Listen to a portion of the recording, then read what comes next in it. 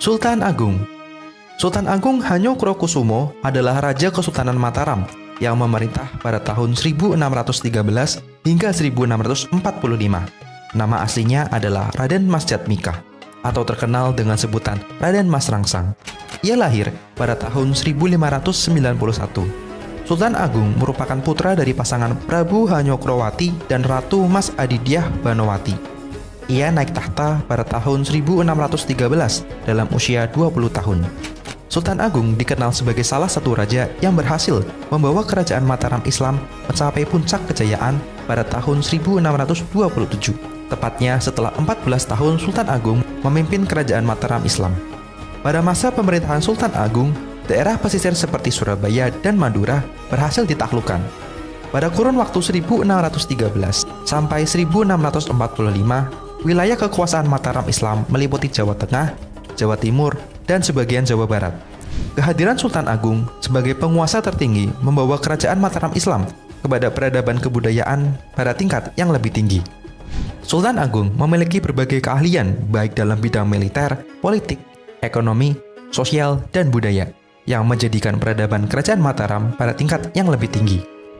Sultan Agung merupakan penguasa lokal pertama yang melakukan perlawanan dengan Belanda secara besar-besaran, yang kala itu hadir lewat kongsi dagang VOC. Perlawanan Sultan Agung terhadap VOC di Batavia dilakukan pada tahun 1628 dan 1629. Perlawanan tersebut disebabkan karena Sultan Agung menyadari bahwa kehadiran VOC di Batavia dapat membahayakan hegemoni kekuasaan Mataram Islam di Pulau Jawa.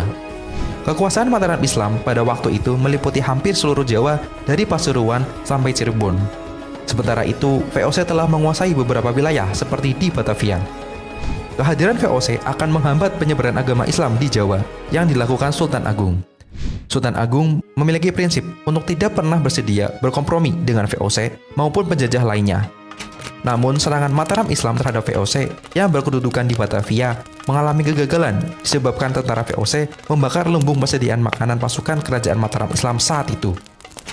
Pada tahun 1628, Sultan Agung dan pasukan Mataram mulai menyerbu Belanda di Batavia. Tahap awal melawan Batavia terbukti sulit karena kurangnya dukungan logistik untuk pasukan Mataram. Sultan Agung kembali menyerang Batavia untuk kedua kalinya pada tahun berikutnya. Pasukan pertama dipimpin Dipati Ukur, berangkat bulan Mei 1629, sedangkan pasukan kedua dipimpin Adipati Juminah, berangkat bulan Juni. Total semua 14.000 orang prajurit. Kegagalan serangan pertama diantisipasi dengan cara mendirikan lumbung-lumbung beras tersembunyi di Karawang dan Cirebon. Namun pihak Belanda yang menggunakan mata-mata berhasil menemukan dan memusnahkan semuanya.